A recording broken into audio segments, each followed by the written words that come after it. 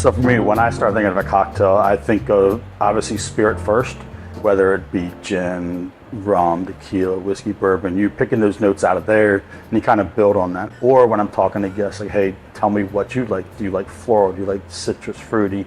And kind of build around that.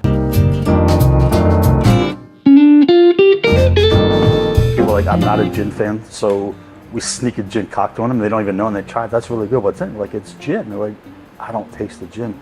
That to me is like making that perfectly balanced cocktail that you don't know what you're drinking and you're getting all those flavors out of it. I wanted to bring what I've worked in and that experience of being in the fine dining industry and kind of that speakeasy sort of vibe, have that here. And that's why it is completely different than anything else. Like, I wanted a totally unique experience that you can't get anywhere else.